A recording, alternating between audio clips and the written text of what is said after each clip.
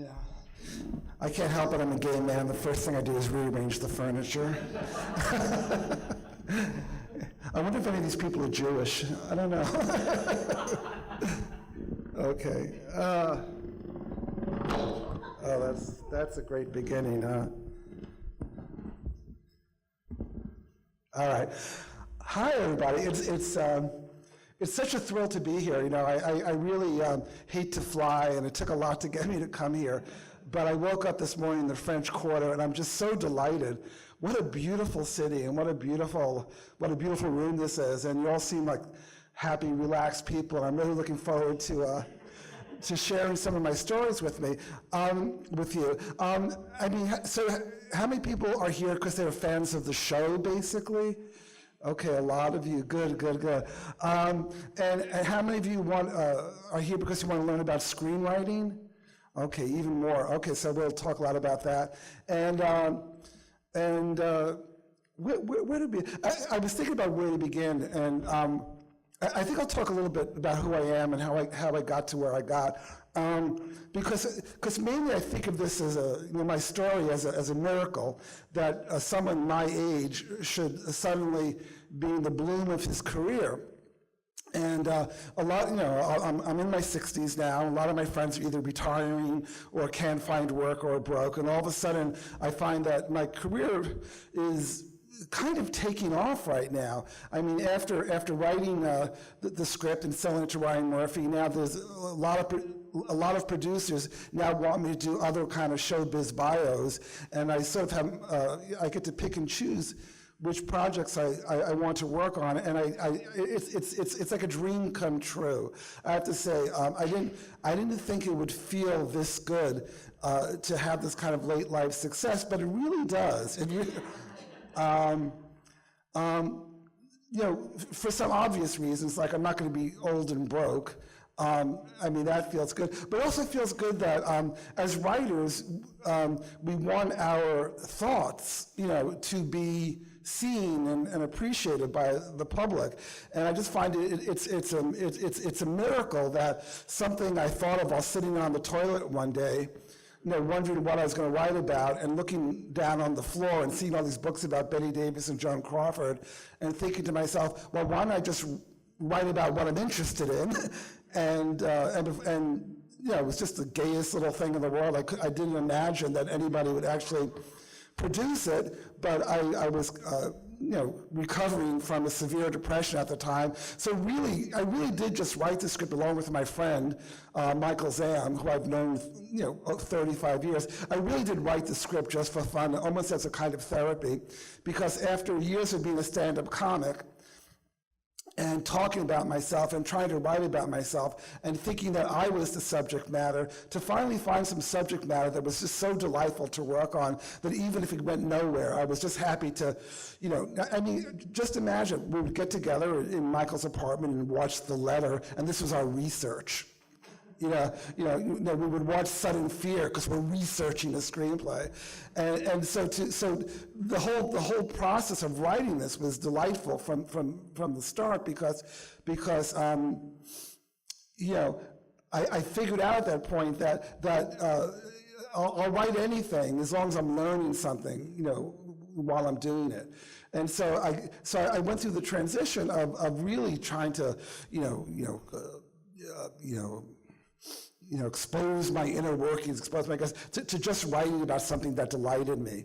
And I think it made a big difference. And I think it showed up in the screenplay, and it's one of the reasons why I think it was successful as it was. But getting back to who I am, my name is actually Mark Jaffe Cohen, and I was born on Long Island to. And when people ask me what are you thankful for, in terms of my career as a writer, I was really lucky to have parents who thought I was interesting and funny, from the earliest age, and I think that makes a big difference. I always knew somewhere along the way that something I did was going to be successful. I really didn't know what it was, but I knew that something I did was going to be successful one day, and that's because my parents kind of liked me, and they thought I was funny and interesting, and so on the one hand, the greatest what's the word I'm looking for? The greatest gift I have as a writer is that I tend to like what I write. I tend to like what I do. How many of you like what you do? Isn't that great? Because this way, even if it doesn't go anywhere, you've had some fun doing it. Now liking what you do is very useful as a writer because it kind of keeps you going. But on the other hand, it also, as I've discovered, because I work with a writing partner who doesn't always like what I do, and so the downside of that is that sometimes I can get a little lazy. My writing partner is always telling me, you know, Jaffe, your first idea is not always the best one, and he makes me work really hard. So now, like a lot of writers, even though my parents liked me, I had no idea what I was going to do in the world. And it was a pretty depressing, it was actually a pretty depressing childhood in some ways, because I just didn't fit in anywhere. And I think a lot of us who eventually become writers, we become writers because there's really nothing else that we even remotely want to do. I mean, I looked at the world as it was, and so, I'm gay, I'm Jewish, I'm intellectual, living in a working class neighborhood. There was really, there was nothing in the world that looked in the least bit appealing. Maybe become a teacher. I knew I wanted to be a writer, but I was kind of too depressed and too lazy to actually do much of anything. So after writing a few things in fourth grade, I just sort of, I coasted on my laurels for about 10 years after that. And then another reason why I think I eventually became somewhat successful was that I started everything about 10 years later than everybody else did. Because in my 20s, I wasn't writing at all. I was seeking enlightenment. I was depressed. I started meditating. I became a meditation teacher. So even before I even had any idea of doing anything in show business, I was already close to 30. Because I was teaching meditation for a while and just really working on myself, and I had to achieve a certain amount of self-acceptance before I could do anything. So I started writing. So I went back to NYU for graduate school. Started writing some plays. Wrote some plays about a gay Jewish man and his mother, and then Harvey Fierstein came along and stole all my thunder. And so that was the end of that career. And somewhere along the way, I decided to become a stand-up comic. I became a stand-up comic. This is kind of an interesting story because I became a stand-up comic because this was back in the 80s, and a lot of my friends were either sick or dying. So there were like all these sort of weekend workshops where you go and you grieve together, in groups. And in this one workshop, people got up and started talking about their problems and talking about their grief. And every time I got up in front of the group and started talking, I would manage to put a little spin on it, and people would start laughing hysterically, which wasn't that hard to do because we really needed to laugh back then. It was so horrifying. So finally, this one guy came up to me and said, "You really ought to try doing stand-up comedy." I never even thought of becoming a stand-up comic, but when I saw myself on video, I said, "You look like Woody Allen. You sound like a little Jew. I mean, you stammer. You look and sound kind of funny." But it had not even occurred to me to do stand-up comedy until someone told me to suggested it. I guess this goes under the general heading of, I teach screenwriting now, and nowadays kids are told you have to have a dream, and you have to know what you're doing, and you have to focus, and that has not been my story at all. I've backed into everything. I've slid sideways, and anything good that's ever happened to me happened kind of by accident, just because I was there doing something, and then every 10 years, something I'm doing, somebody wants to buy. And so I tell all my young writers, just write what you want to write, and at some point somebody will buy it. Every 10 years something wonderful happens. It's really those 9 years in between, that you have to survive and take as much money as you can from your parents. Um, I tell them that, and get some kind of part-time job where you don't have to work that hard just to support yourself. Because I think we know that as writers, I mean, nothing's going to be as real or as much fun as what's going on inside of our head. And so don't even, so don't even think you're going to find happiness in a relationship. or a job, or because if you're a writer, we're kind of doomed to be happy or sad based on whether or not we're having some good ideas that day, right? So anyway, so I started doing stand-up comedy, and I started a group called Funny Gay Males. And Funny Gay Males, we traveled, we became very successful very fast. That's another thing about my life, is that generally when I try something,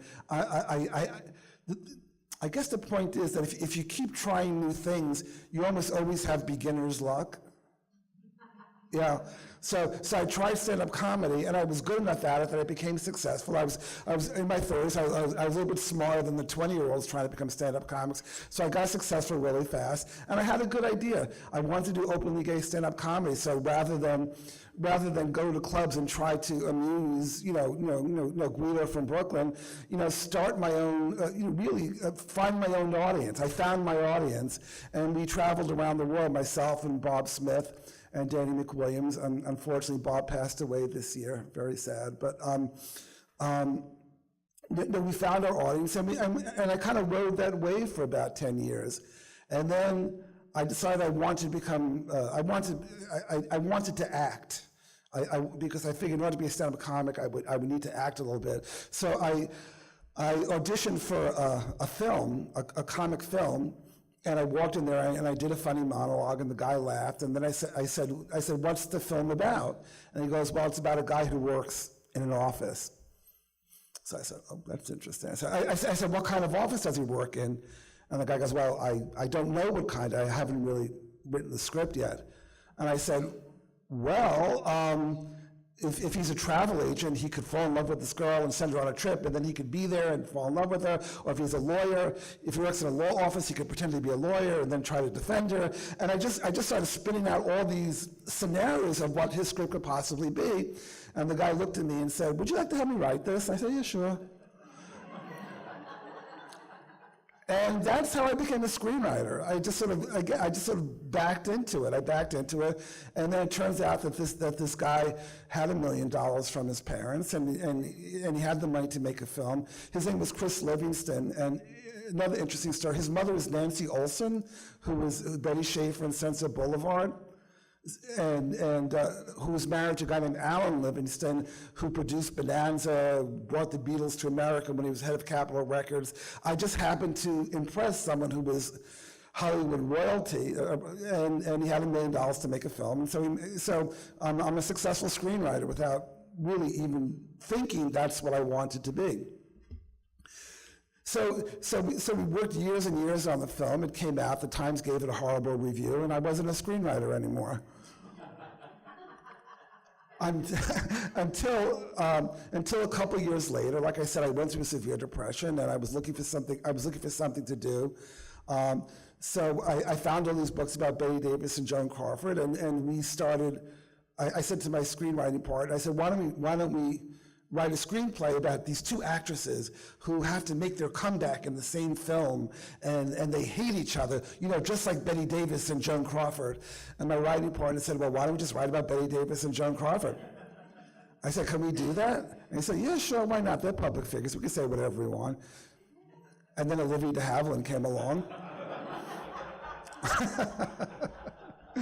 But, she'll lose the suit, we think.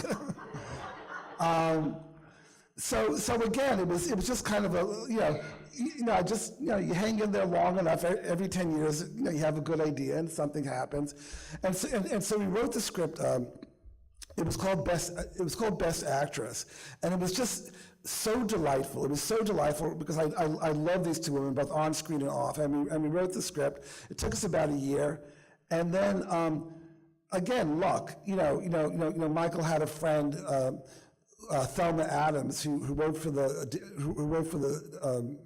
New York Post as a film critic, and she had an agent, so she gave our script to the agent to help out Michael. That the agent loved it, gave it to the head of the agency, a guy named Tom Strickler. Tom Strickler, loved it. He was a very powerful agent at the time. He was the head of the Endeavor agency, and he sent it to Martin Scorsese and Spielberg and Stephen Frears, and before we know, we're getting these phone calls from these legends, and guess who's on the phone today? and it was just remarkable. It was remarkable what was happening. And finally, what happened was Plan B, who is, they work with Brad Pitt. Her name is Dee Dee Gardner, and she read it, and she loved it. And she was looking for projects for Ryan Murphy, and Ryan Murphy read it. Now, Ryan Murphy had tried for years to do a movie about Bette Davis. He was a big Bette Davis fan.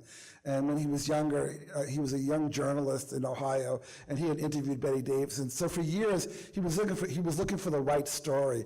And he read our screenplay and saw the way that we had structured it, and said, this is the story that we want to do.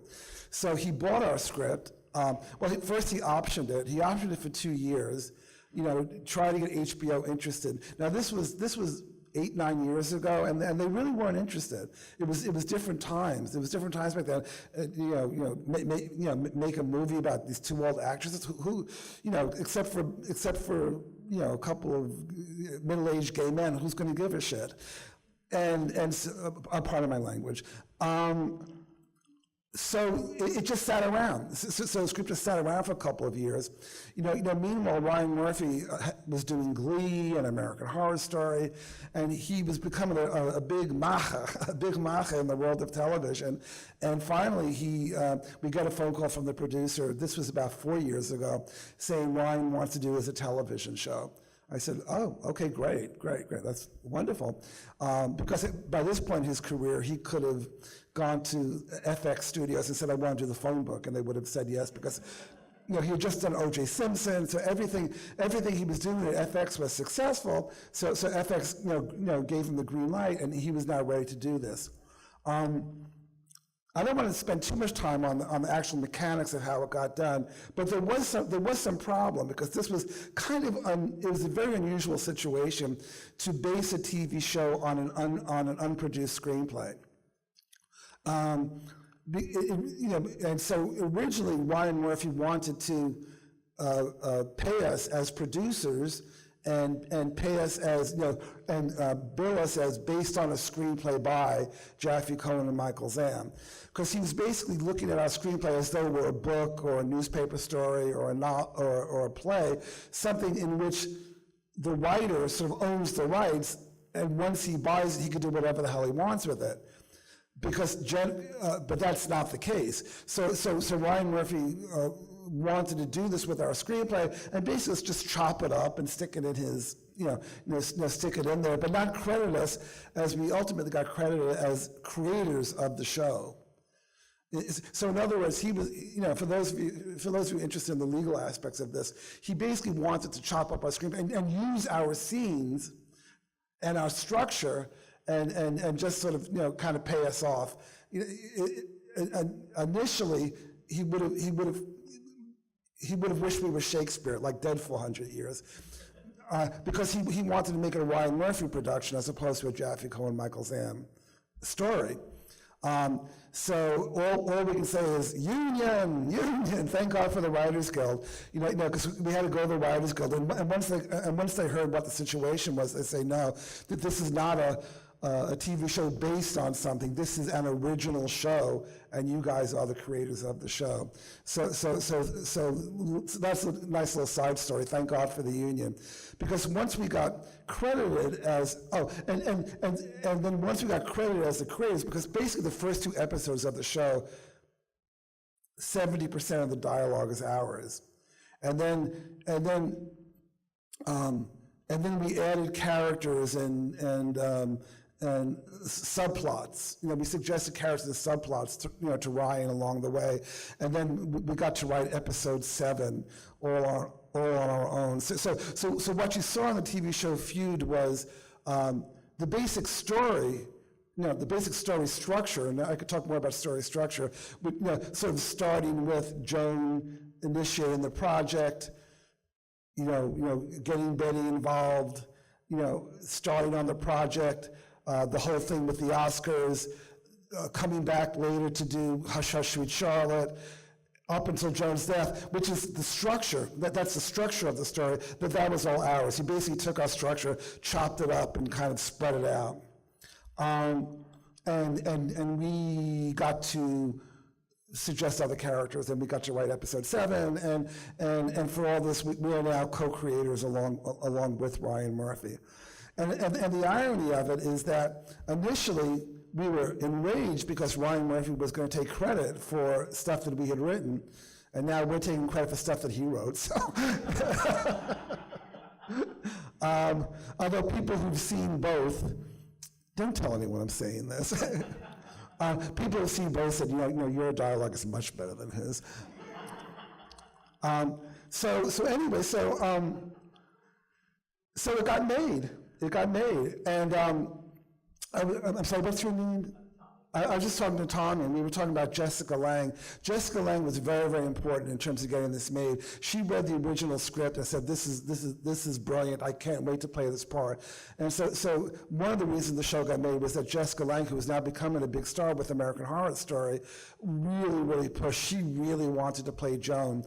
Susan Sarandon, on the other hand, was very hesitant to play Betty because she didn't want to do an imitation. She wasn't sure how to approach the part. So Susan was harder to get involved, and she thought the original script was maybe a little too campy, perhaps.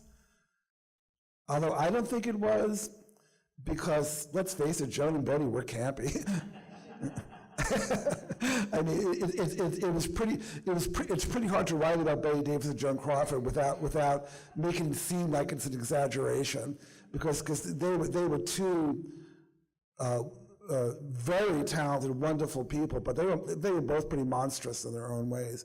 So, and Susan, I think, who was more concerned that she not play a monster, she wanted, I think, to soften it up a lot, which in some ways was successful, I thought. Okay, this is my opinion.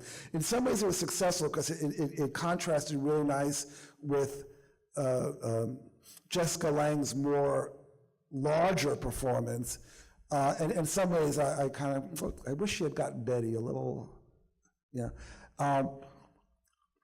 Let me tell one more story before I open up for questions, because I'm hoping that a lot of you have questions. I'll give you an example of how things changed a little bit from the script to the TV show. The ending. Every screenplay really should have a single protagonist. And I think in our show, in our original script, Bette Davis was the protagonist, and Joan Crawford was more the antagonist. And the reason I say that was because the final moment, I don't know if you remember the final moment of the TV show, but they changed it. The final moment of the screenplay was that after Joan dies, Bette Davis goes to the Oscars. She goes to the Oscars, and now this is 1978. And a lot of very famous people had died that year. Elvis Presley died that year, Bing Crosby died that year, Charlie Chaplin died that year, Zero Mostel died that year. It was really, the Grim Reaper really did a number on Hollywood that year. And Joan Crawford, what's the word, necrorium? The in memoriam, but there's a word for the necrology. But when they did the in memoriam, Joan Crawford was actually the last one that they showed, and she got a huge ovation because Charlie Chaplin, all these other people, Bing Crosby, these were great stars, but Joan Crawford was Hollywood, and so she actually got this huge ovation, and in our screenplay, Bette Davis sees this ovation, and she has a moment of regret. She realizes that she feels sorry for what she had done to Joan, and that was the whole point of our screenplay, was that Betty, by destroying her enemy, in a way destroyed her own career as well, because she never really made a movie as good as What Happened to Baby Jane after that, and she never had a co-star nearly as interesting as Joan Crawford. So so the point of the screenplay was that when you let your anger loose and destroy your enemy, you're also destroying a big part of yourself. And this was the point of our screenplay. Now, by the time Ryan Murphy got a hold of it, that sounds very condescending, doesn't it? But Ryan Murphy really wanted to make the point that the women are treated horribly in Hollywood, and which of course we agree with, and it was there in the screenplay, but this was his theme, and he wanted to say it over and over again in different ways. So what he did in the TV show was make it seem as though Joan Crawford did not get a huge ovation, that Hollywood had thrown her away, and rather than Betty having a moment of regret, Betty says, "Oh, look what they did, look what Hollywood did to her, and isn't it awful?" And so Ryan Murphy, in order to make his point, in a way shifted the emphasis onto Joan and didn't give Betty what I thought the proper moment she should have had at the end of the screenplay, which is like, how did she feel about what she did, and was she changed by the whole experience? So that's an example of how things got shifted a little bit, and in a way that I wasn't terribly pleased with. Although overall I was very, very pleased with it, because Ryan Murphy's genius was that he was able to take a story that maybe just the people here in this room might be interested in and turn it into kind of a cultural phenomenon. Sure, any questions? Yeah.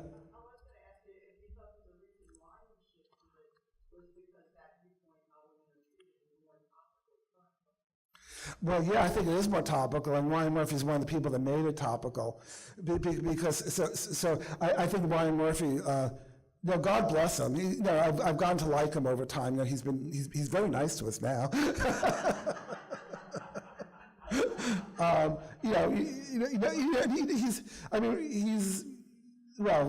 We'll gossip about that later. But he made it topical. He made it topical. And the irony is that all the Emmys were won by Big Little Lies, which was also about the same thing, and maybe even more so, just how women are abused and mistreated. Yeah. Do you think he was an early anticipator of this wave, or the actual shift? Both. Both. But I mean, Ryan Murphy's always loved actresses, and if you look at Emmy, he was casting Kathy Bates and Jessica Lange, in American Horror Story. So he's always loved good actresses. Annette Bening in Running with Scissors. So Ryan, in fact, he wanted Annette Bening at one point to play Joan, which would have been really interesting, or Betty. She could have played either one. So Ryan Murphy's always loved, larger than life actresses. So it was very much in his heart, to do this. He loved Betty Davis. But I think it's both. Like Funny Gay Males. We created gay stand-up comedy, but we're also riding a wave. So success very often comes from you're riding a wave while you're paddling. Yeah, good question, thank you. Any other questions?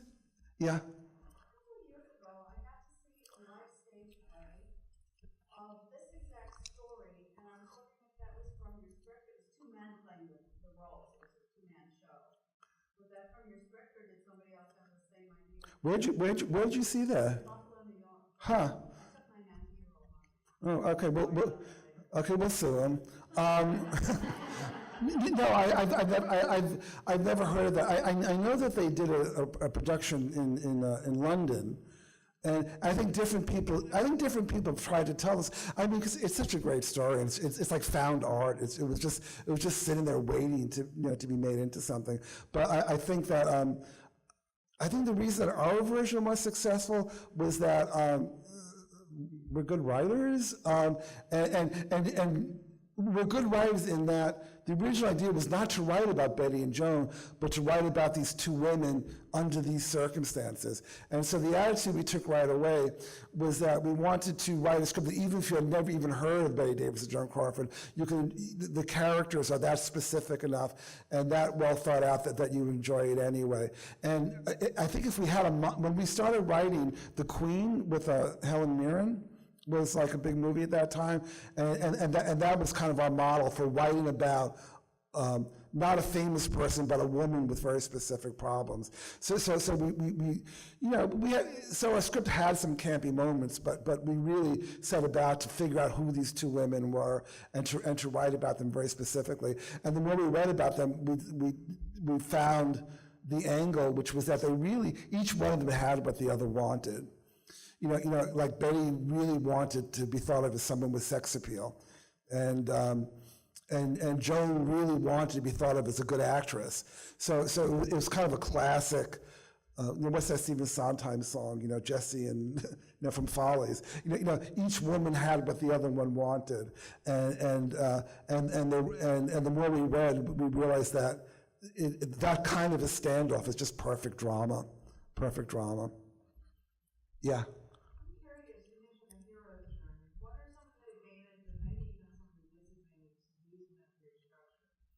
I've not found any disadvantages because the thing about the hero's journey is based. Anybody know what the hero's journey is? I'll have some idea. It's basically a way to structure a screenplay, and basically here I'll just give you like a 5-minute version of the hero's journey. The hero's journey basically says that every few minutes, the type of scene that you're writing in a screenplay has to change. So you start out with the first 10 minutes of a movie, you're basically introducing your character. Because when you go to see a movie, the first thing you have to figure out is, who do I care about? Who do I care about? What's the problem? What's the problem that needs to be fixed? And you have to sort of set up what the external, internal problems of the character are, so you have a reason to keep watching. The idea being that the most important thing in a story is you have to have a character that you care about. And until you sort of find that character, you're kind of lost. Nothing is kind of making sense. But then you find that character, now you have a way into the story. So the first 10 minutes is called The Ordinary World. Then 10 minutes into the movie, something's got to happen that challenges that character in a really big way. And so for the next 5 minutes or so, the scenes are all about something interrupting your character's life. The next 5 minutes, which I think is really interesting, is how your main character avoids the problem, and that's called the refusal. And then the next 5-10 minutes is called the mentor phase, where your character gets the tools they need in order to deal with the problem, and then they do something. They do something very dramatic. They cross the threshold. And that's about half hour into the movie. So for instance, with the Bette Davis, Joan Crawford, the main characters the main character in The Ordinary World, we see we see Aldrich and Joan Crawford working together, to get the script done, and then Bette Davis, who's structurally speaking was the main character, gets the script. She gets the script about page 10, and initially she does not want to do it. That's her refusal. Then she figures out a way that she's going to do it. She decides to do it, and then half hour into the script, and this is the movie script, and it's there in the TV show also, but because it's like the first episode is really kind of our script. A half hour into the movie, they start making the movie together. And the next half hour of the script it's called The Allies, Test and Enemies. It's basically they're making the movie What Have Happened to Baby Jane, and that's where like the premise of your premise is played out. It's where okay, let's put these two women who hate each other into a movie together and see what happens. And then halfway into the script, there's something called the false victory, or the false defeat. So what happens is they make the movie, and Bette gets nominated for an Oscar and Joan doesn't. That's technically the middle of the movie. And so now we have the thing called Approaching the Innermost Cave, where Betty decides to get her revenge. So for the next half hour, they're making, they're making whatchamacallit, Hush Hush Sweet Charlotte, and then the supreme ordeal is like the movie shifts a little bit. Joan becomes the major protagonist around this point in the movie because Betty kind of gets her kicked off. Betty gets her kicked off the movie script, and this is the supreme ordeal where Joan Crawford's career dies, and in essence Betty's career also dies. So that's now the approach in the innermost cave, the supreme ordeal, the reward, where your character now learns something, and comes back in and starts preparing for one last fight with her demons. And gets reborn in the resurrection. So in our script, the resurrection was really Betty having a moment of regret, which she had never had before, and she's now a changed person. The basic idea behind the hero's journey is that every movie is about the magic behind how a character changes, which is really the miracle of life, that we actually do grow and change from our experience of life. And if we don't, then it's a tragedy. There are movies that don't end happily. There are plenty of movies that don't end happily, and there are certain movies where nobody learns much of anything, and those are considered tragedies. But a drama or a comedy, the main character has to learn something, even if it's too late, as in the case of Betty. So the thing about the hero's journey is that it's flexible enough that you once you know about the hero's journey, you can now watch almost every movie and see some version of that. So to me, it's organic and it's flexible enough that it allows you to tell many different kinds of stories, using that structure. And for me, it was a godsend because it breaks down the problem of writing a screen. It breaks down the huge problem of telling a story into littler problems. So if I'm writing a screenplay and I'm on page 15, I'm thinking, okay, what's happening now? Okay, how is the main character avoiding his problem? Like that's the point. That's the point in the movie where your main character should be avoiding doing something. And on page 30, okay, how is that character now at a point of no return and doing something in which they can't go back? If I'm on page 55, 60, okay, how are they either winning or losing in a way that can then get reversed in the next 20 pages? So, and the hero's journey, it's really a way of not being boring. Because the screenplay, unlike a book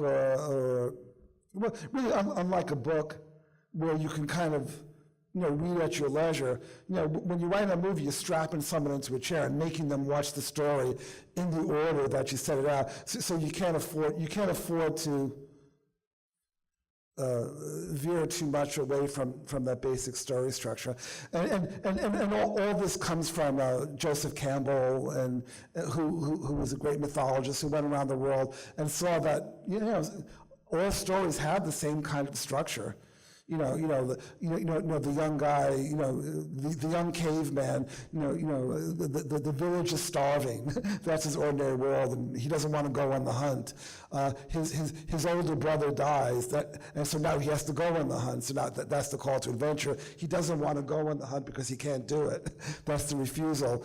Someone gives him a magic spear. And that's the mentor. He goes on the hunt. He crosses the threshold. The next thing that's going to happen is that he's not going to face the big monster, but he'll face a series of smaller. So instead of the mastodon, he'll kill a wild boar, usually by accident. Because at this point in the story, he hasn't really learned to become a hero yet. He's So if he succeeds at this point in the story, it's usually by accident, because he hasn't really learned much of anything to really succeed.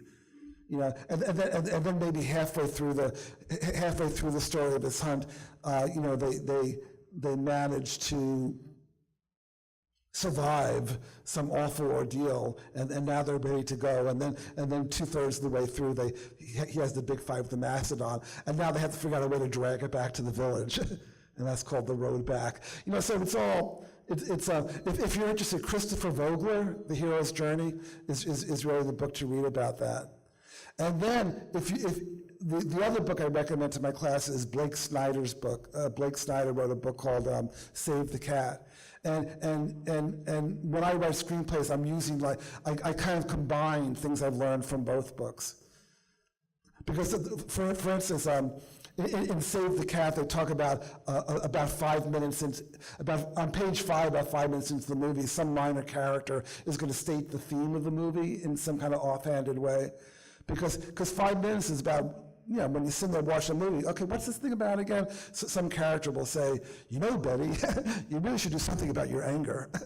I mean, that's bad writing, but you have to kind of let the audience know what they're watching. And then the whole idea of the midpoint is also, that's from Save the Cat. But I combine the two things when I write. Yeah, sure. Save the Cat by Christopher Vogler and Oh no, The Hero's Journey by Christopher Vogler, and Save the Cat by Blake Snyder. Do you have any other suggestions for books or texts on screenwriting, on how to write a screenplay?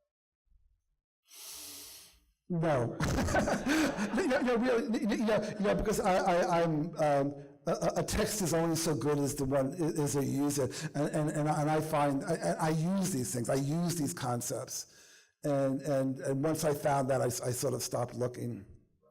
Yeah, so I mean, there are other books. It's just I'm not that familiar with. Robert McKee's book is supposed to be good, but I'm a big proponent of structure, because I was 50 years old, severely depressed.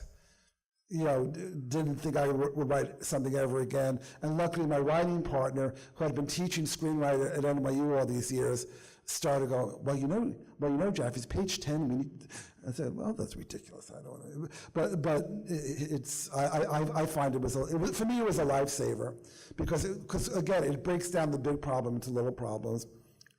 And almost everything I write now, I really do think in terms of the hero's journey. Okay, what's going to happen on page? What's the threshold crossing? They'll start making the movie together. They'll commit to making the movie together. No. What's the midpoint victory? Betty gets nominated for an Oscar, and she thinks she's on top of the world. Yeah.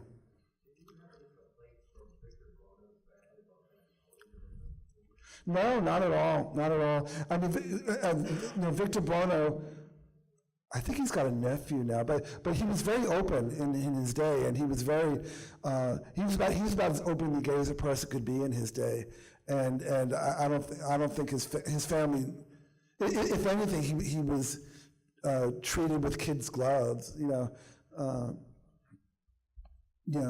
but he's someone else who I became very fond of, from reading about him. Behind you, yeah.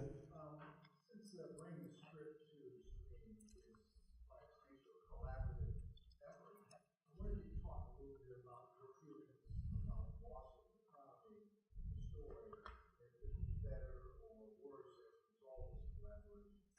Well, I think that's it's the nature of the beast, and I think when you become a screenwriter, you give up control. You give up control, and so I know that I wrote a wonderful. I know that Best Actress was a wonderful script, and people who read the script know that it's wonderful. People saw the TV show, don't even know how wonderful my script was. But no, that's ego, that's vanity. What I teach my kids in my classes, give it all up. Give it all up. Writing a screenplay, it's different than writing a novel or writing a story, or certainly than writing poetry, because it's not personal. It's not personal, and it's not about you. It's about the characters, it's about the story, it's about the collaboration, and it's a different animal. Because in essence, being a screenwriter, it's like being an architect. The building, you draw the blueprint for what other people are going to do, and then you stand back and someone else might pick the colors. Yeah. Back there?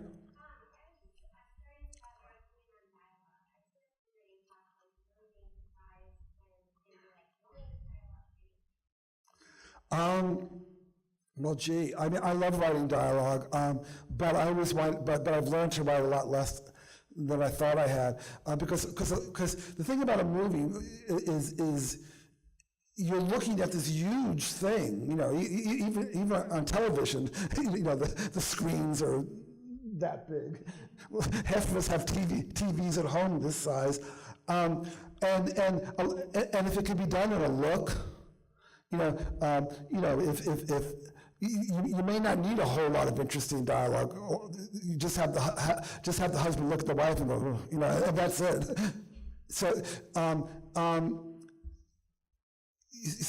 you start thinking visually. You start thinking how to show something rather than have them say it. Now, I love dialogue. I love language, and so whenever possible, I try to get a nice juicy little monologue in there, or a nice little fight with some repartee. But you, a lot of it winds up being cut because you don't need it. You know, it's kind of the difference between stage and screen. On the stage, the language is everything. But in a movie, it's really the image that counts for more. The image and the story has to move. So what happens a lot when I write dialogue, like I'll write like a 3-page scene, and by the time my writing part, I finish with it, the 3-page scene, which took place in a diner, now takes place while they're walking down the street. And get into an elevator and go into someone's apartment, or it's like the advantage of writing a movie is that you can go anywhere with it. You can go anywhere, you can be anywhere, and what people are getting from your story is a lot of it's visual, what's being photographed, a look. So you don't need as much dialogue. Also, it's a screenplay. It's like a sonnet. It can only be so long. It's a very demanding structure. So if you really are addicted to writing wonderful dialogue, I would stick to the stage, in a way. I mean not to. But if you're interested in telling a story that in a visual, in what's essentially a visual medium, then at this point, I love writing screenplays, and I love the strictures and the limitations of it. But you definitely you do use less dialogue. Yeah, I mean, if a scene is more than 5 lines, I mean right now I'm working on Vivian Leigh. Speaking of New Orleans, I'm working on Vivian Leigh, who's Blanche Dubois in the movie. An incredible performance, and believe me, her marriage to Laurence Olivier. These are 2 people who had been doing Shakespeare. You can write. They just talked and talked and talked and talked, and you have to kind of bear, the bare minimum of and make that scene work somehow. Yeah.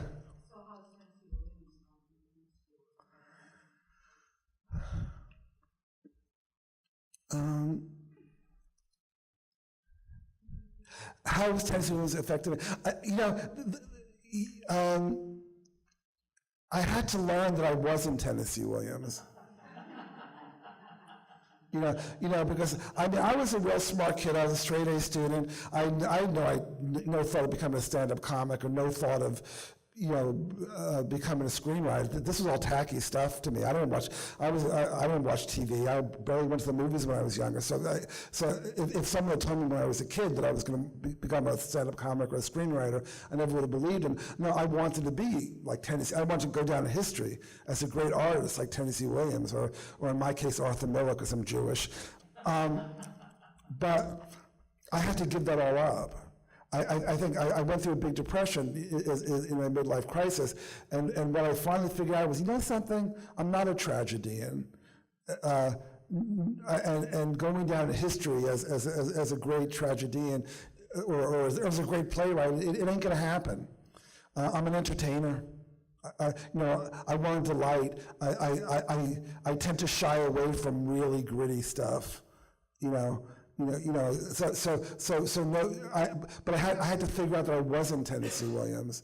That my particular voice is comic, it's New York, it's Jewish, it's gay, it's Hollywood. This is who I am. I'm not confronting demons in my writing in the same way that he did. I mean, I love Tennessee Williams. I mean, Streetcar Named Desire. I've watched the movie several times over because in my research on Vivian Leigh. But I ain't ever gonna do that. Yeah. Oh, gorgeous. Yeah, thank you.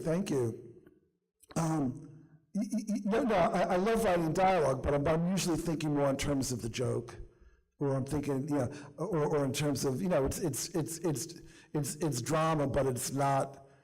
No one's heart is bleeding on this. you know what I mean? I mean, Tennessee Williams could write about people bleeding; their hearts are bleeding on the stage. It's just not. I very much admire people that can do that because Lord knows I've got a dark side. It's just I've never quite figured out a way to write about it, or I'm not compelled, perhaps, to write about it. I tried writing a novel, and in which the character suffers, and it just couldn't quite do it. I have to admit, I couldn't quite do it. Or maybe it was okay. It was okay. But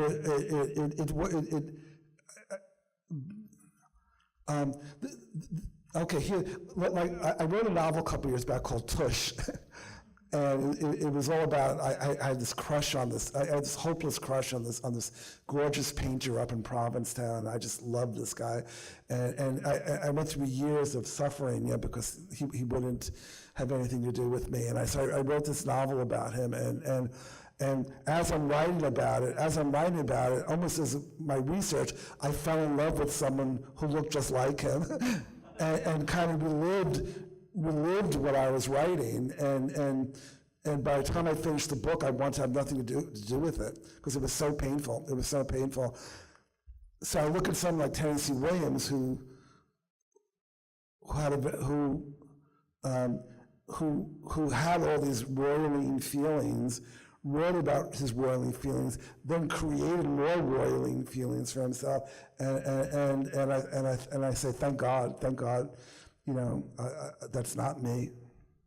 I'm not an alcoholic. I smoke weed, but I'm both very thankful for what he created because it's. But I couldn't do it. I hope that doesn't disappoint you. Yeah. Talk a lot about writing the screenplay. What about that process between having it written and getting it to someone who's going to make it? How much schmoozing do you participate into, and how much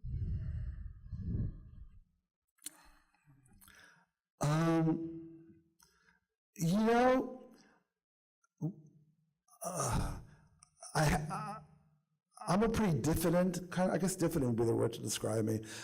Or I do a lot of pretending not to care. I do a lot of pretending not wanting to be successful. I've always done that. But yeah, I always somehow managed to hook up with people who are ambitious. So, like I said, I found by accident some young guy whose parents were rich who were able to make a movie. So I didn't have to do any schmoozing. I don't schmooze in order to get things done. I choose collaborators who schmooze. And every now and then, Michael will say, Mark, he calls me Mark, that's my old name. He goes, Mark, why aren't you doing anything? I said, well, no, I'm writing. So I'm kind of, I'm almost perverse that way, is that I've been successful, to the degree I've been successful, by pretending not to care. God, I'm a terrible person.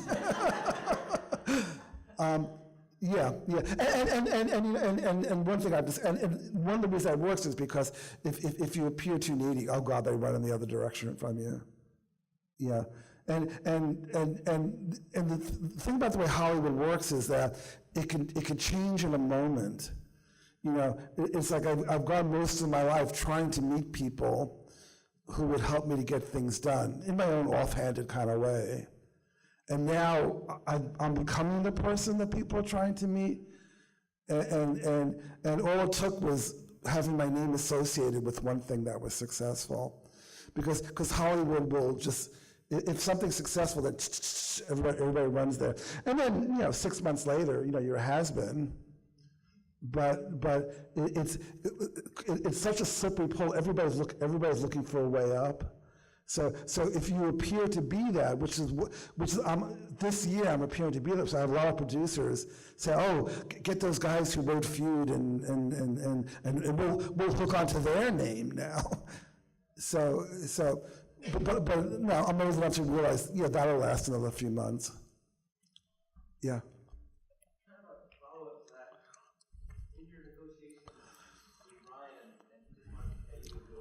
Yeah. Were you worried about the deal falling through, and kind of how did you work through that? I was terrified of the deal falling through. I'm a real wuss. I was like, oh no, let's just take whatever we can get. It was my writing partner and my manager at this point who was saying, no, you deserve this, and no, you deserve that. I'm like, okay. But luckily, again, I guess there was a certain amount of luck, or maybe God loves drunks and babies and stoners. Luckily, one day I happened to go to the Writers Guild, and to pay my dues. And at this point, it looked like Ryan Murphy was not going to give us the credit that we wanted. And while I was at the Writers Guild, I mentioned my problem to one of the people that worked there, and he put me in touch with I forget the guy's name, but he was in charge of protecting the rights of the writers. And I went in there to explain what had happened. Now, and this is Writers Guild East in New York, where they deal mostly with playwrights and novelists. They don't deal with a lot of Hollywood stuff. And they thought that we had written a play that he was now going to cannibalize and turn into a TV show. And once I explained, and I explained, well, this is what's going on. We wrote the screenplay. And they go, screenplay? You wrote a screenplay? Yeah, we wrote the screen. It immediately became a different story. The Writers Guild East then got on the phone with the producer. I'm sorry, the studio, FX Studio, and said, well, this is the story. You can't do this. It's an original screenplay. If you're going to use his dialogue and his structure, they're creators of the show. At which point the studio now panics and they call up Ryan Murphy, because Ryan Murphy had gone to FX Studio and said, I've got this property, I can do whatever I want with it, and the studio bought it. So they call Brian Murphy, who then calls up our manager and says, I am horrified with the way the studio has treated you. You kind of follow what I'm saying? So now they're throwing each other under the bus and we win. What was your question? But that's what happened in a nutshell. So again, I sort of bobbled into it. I just happened to be there one day, and I just happened to give the guy the piece of information that he needed in order to protect our rights.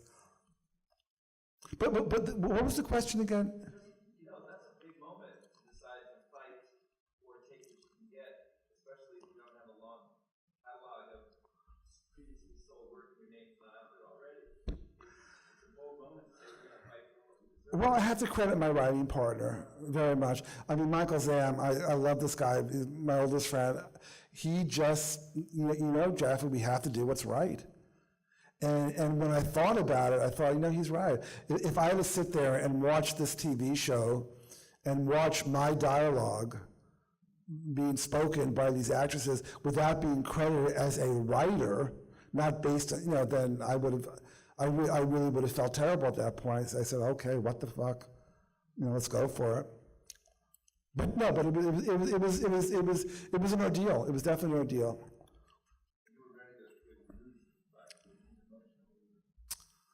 I got there. Initially, I wasn't. Initially, I was like, take the $5,000 and, because he wanted to pay us like $5,000 per episode as producers. In TV, anybody can be a producer. If you the word producer means different things in different media. Some more questions back here. Okay. Let me get to that, but the son back here hasn't spoken yet. To follow up on what you were saying about the process, it sounds like as soon as the lawyer called and Ryan Murphy didn't call you and say, oh, you did things badly, you caved right away? He caved immediately. As soon as the Writers Guild got involved. The Writers Guild is actually a very powerful union, because they can make a lot of trouble. In other words, the show was about to go on in about 2 weeks, and the Writers Guild could have really thrown a wrench into it. So once the Writers Guild got involved in a big way, they caved immediately. Ryan Murphy wasn't answering our phone calls at that point, just like called up our manager, oh, the boys, we love the boys, we want to do whatever we can. Welcome to Hollywood. Every 10 years, something wonderful happens. Yeah. Is it also because, not to talk about the same thing, but you're 2 weeks away. It's kind of like the deal is already almost done. How does it get to the scrap? People are already on set the first day and everything. But maybe you guys had a little bit. You already had contracts probably with the script or something, or was it just it's just down to the producing? The whole thing was really kind of weird, because at this point, if let me put it this way, it's like on the Wikipedia page, overnight it went from based on a screenplay by to created by. It went from first episode by Ryan Murphy to first episode by Ryan Murphy, Jaffe Cohen, and Michael Zam. So the first thing I did was change the Wikipedia page. As far as actual contracts and money, we're still working on that. Yeah. You know what I mean? Because, this is an interesting, and what they did, they weren't going to touch Ryan Murphy's share of the profits. What they did was they gave us what's called a blind deal, which meant that whatever the boys, I'm 64 years old, I'm a boy, whatever the boys do next, we'll pay them, whether we put it on or not. So they found a way to throw some money at us without bothering Ryan Murphy, who's their cash cow, because the studio didn't want trouble with the Writers Guild. So that's kind of how that wound up playing out. So they kind of patched together something that we were happy with, which meant credit plus a blind deal. Interesting. What we're working on, it's interesting because it's okay. How can I? It's going to be a female. What Hollywood wants right now is strong female characters. They really want strong female characters, and we had this idea for a female Dr. Jekyll and Mr. Hyde. So Dr. Jekyll is now a professor of biochemistry. Not like I know anything about biochemistry. Is a professor of biochemistry at Columbia University. Her son's suicidal. She's trying to develop an antidepressant that's going to be different from all the other antidepressants, because it's based on the idea that if you fake science, I love fake science, that if you stimulate the prefrontal cortex of the brain, it will give you the willpower to fight against your depression. What she doesn't realize is that by stimulating the prefrontal cortex, she also turns herself into pure id. She's mean. She's basically a female Donald Trump at this point. So and they love this idea because they're looking for something for Charlize Theron. They're looking for something, it's Big Little Lies with huge. They're looking for something for actresses now.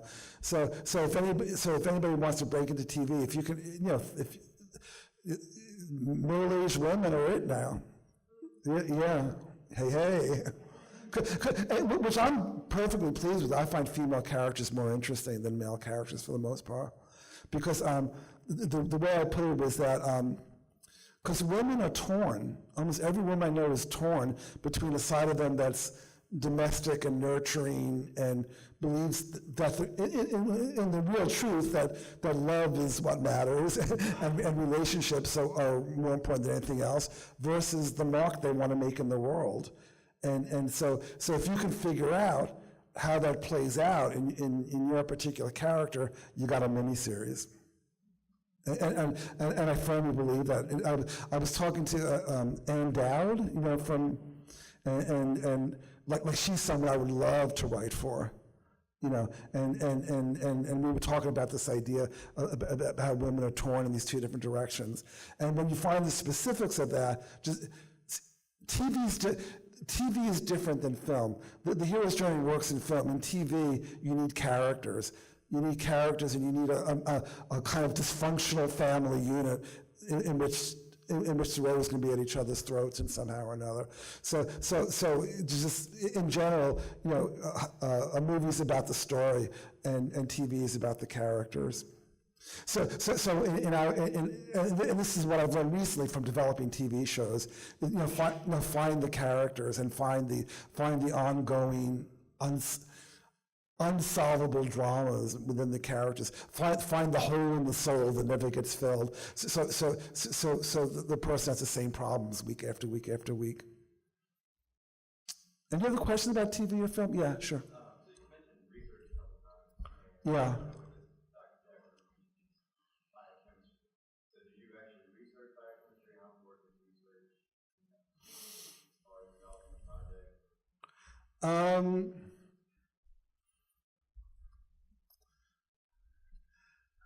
Yeah.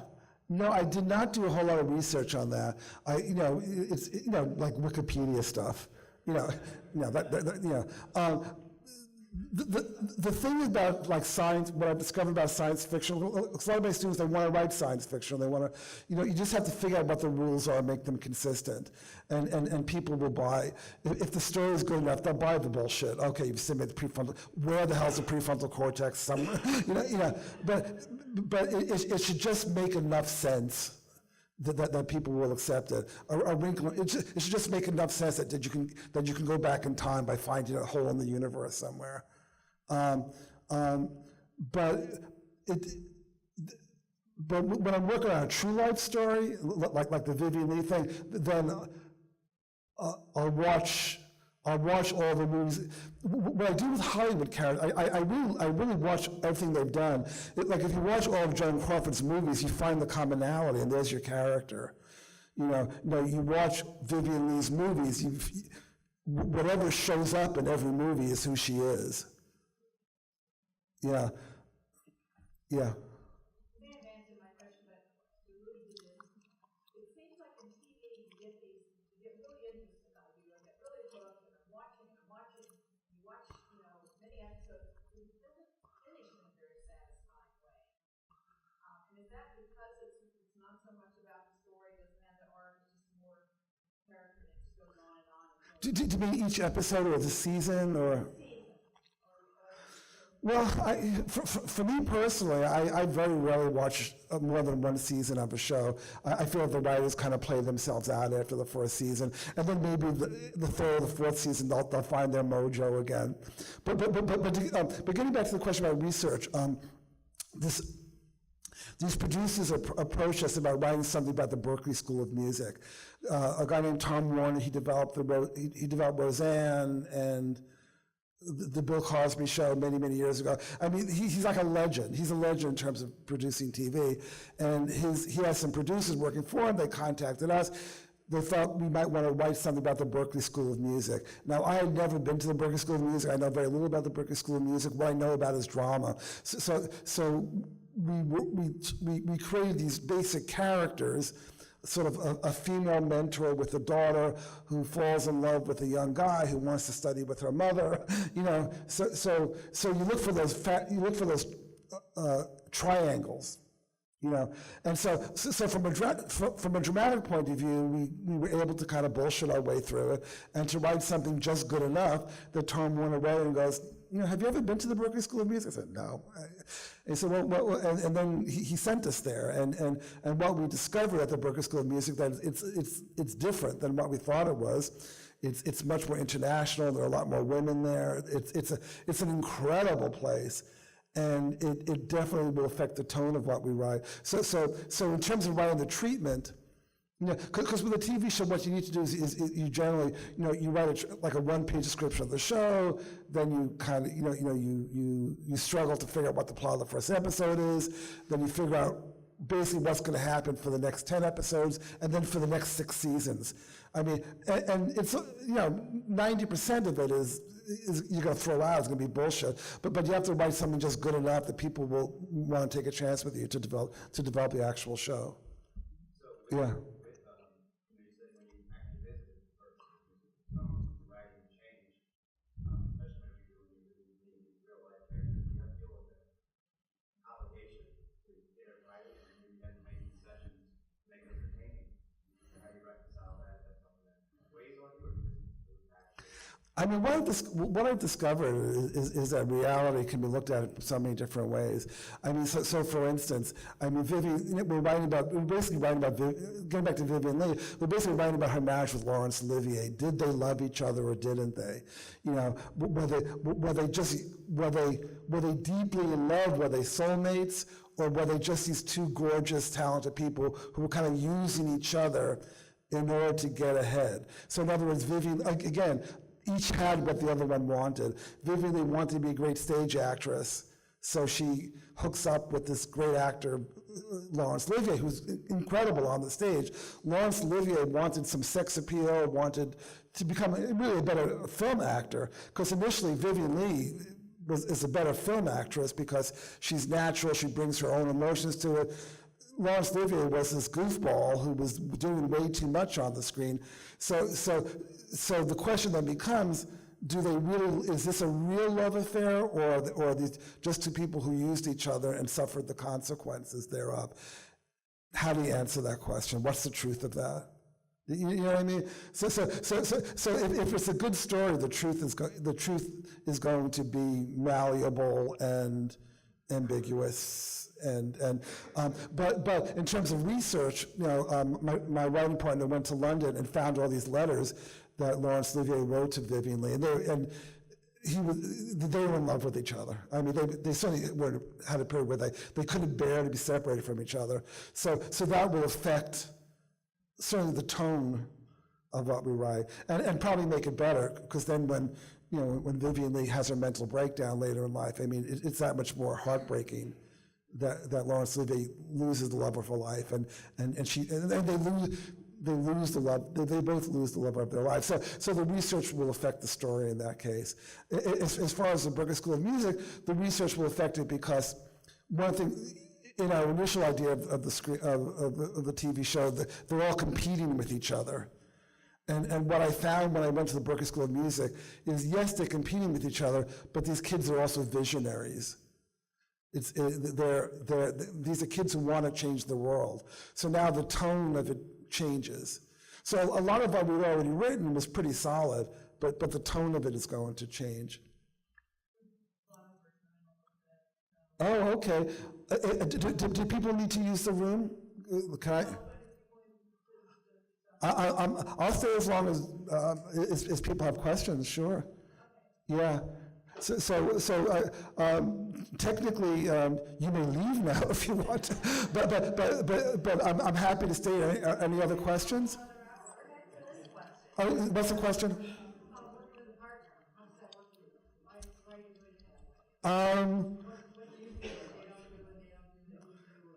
I smoke pot. He doesn't. What I love about working with a partner. Have a nice day, everybody. I think for writing screenplays, or certainly for writing television, I think it's best to work with a partner. I really do, because unlike a book, I think where there's an authorial voice, TV and film, it's all about the world, the characters. You know, each character has to, you know, so each character has to have a strong point of view.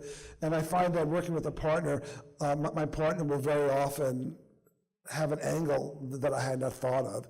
And it's not that I could not have thought of it eventually. We're kind of in a honeymoon phase now, where we used to contradict each other. I said, well, I don't like that, let's do it this way. Now it's like, well, I like what you did, but let's add to it this way. So we're developing a way of building on each other as opposed to ripping each other down. And it's working great right now. And I think that it's always good to have someone to talk things out of. And I was half joking about the smoking pot sort of thing, because when I smoke pot, I just love my ideas. But I'm not sure if they're good until my writing partner says, "Wow, that's good." You know what I mean? So I like to delve into my subconscious that way. But who knows what you're going to get when you delve into your subconscious. So the fact that my writing partner, who's sober, you know, thinks that what I came up with is good, it's like, yes. So but it's also working with a partner the way I do. It's also I've often said I don't really give a shit what anyone thinks about me except for him. So I'm not trying to please anyone except for him. Because he's so smart, I totally trust him. So if he thinks what I wrote is good, that's it. I don't care what anyone else thinks. So if you find the right partner, you're in good shape. Yeah. Just more about your partner. So like I have a friend who's a great writer, but we have totally different styles. Would you say you and your partner are similar enough that you can match, or We're similar in major ways. In other words, if one of us really likes it, the other one's bound to really like it too. So when it's right, we both know. We come at it in slightly different ways. My writing partner, he's a Gemini, so he kind of thinks it out, and he'll figure out what needs to be written. So sometimes I find his first drafts are a little dry. Me, I'm more emotional and dramatic. So so whatever I write is juicy, but it may not be the right scene.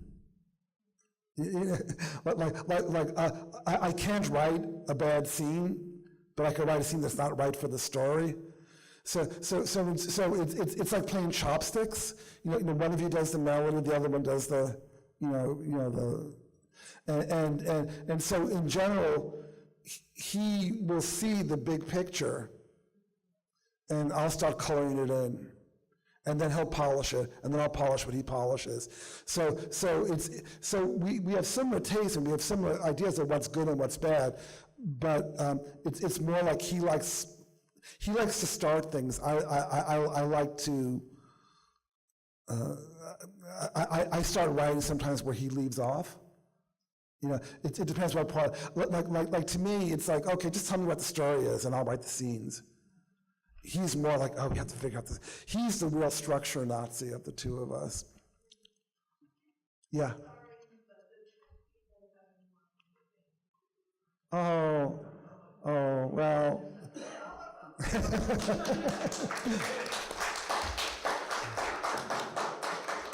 Thank you so much for coming. And I'll be around all weekend. Just, please come talk to me. Okay, I'll hang around for a while. Thank you so much.